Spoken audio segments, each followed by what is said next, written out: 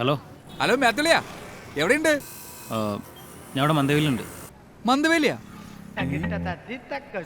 ഞാനും മന്ദവേലുണ്ടല്ലോ. അളീന എവിടെയാണ്? ഇവിടെ ബസ് ഡിപ്പോയുടെ അടുത്തൊരു ജ്യൂസ് ഷോപ്പിന് അടുത്തുണ്ട്. ഊണ് കഴിക്കണ നേരത്താണോ അളിയാ ജ്യൂസ് കഴിക്കണേ? അളീനൊരു കാര്യം ചെയ്യും, നേരെ റോയൽ ഹോട്ടലിലോട്ട് വാ, നമുക്ക് ഊണ് കഴിച്ചോണ്ട് സംസാരിക്കാം. എന്തേ? ആ ഓക്കെ. തിന്നാൻ വേണ്ടി ജനിച്ചൊരു സാധനം വന്നുണ്ട്.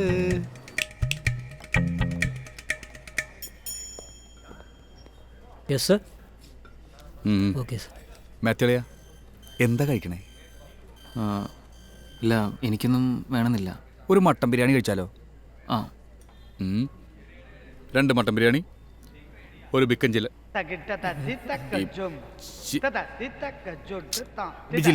Chicken fry. Chicken fry, 2 mutton biryani, ഒരു ചിക്കൻ ഫ്രൈ. കൊതി വരുമ്പോഴേ പലതും പറഞ്ഞത് തെറ്റിപ്പോവും. പോരെ? ആ മതി. Okay sir. അളിയ, ഞാനൊരു പുതിയ ബിസിനസ് തുടങ്ങാൻ പോണതിന് അറിഞ്ഞില്ലേ? അതിൻ്റെ കാര്യം സംസാരിക്കാനാണ് ഞാനിങ്ങ് എത്തിയത്. അല്ല, അപ്പോൾ ഇതിനു മുമ്പ് ചെയ്തുകൊണ്ടിരുന്ന ബിസിനസ്സോ? അത് നല്ല ബിസിനസ് ആയിരുന്നു, പക്ഷേ നഷ്ടത്തിലായിപ്പോയി. നമ്മുടെ നാട്ടുകാരുടെ സ്വഭാവം അറിയാലോ. അതിനുശേഷം അവന്മാർ ചൊറിച്ചിൽ വർത്തനം തുടങ്ങി.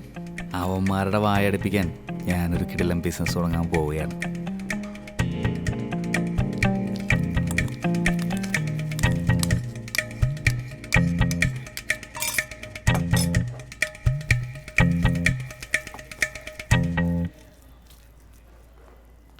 അതിനെപ്പറ്റിയൊക്കെ ഞാൻ പിന്നെ പറയാം.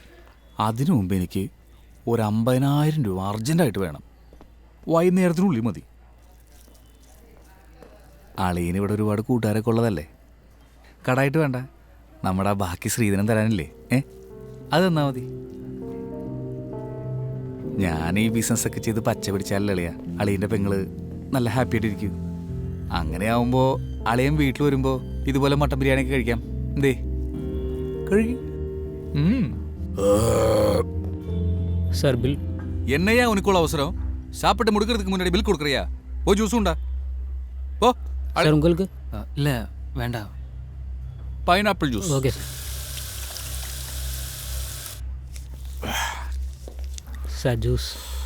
Bill bill.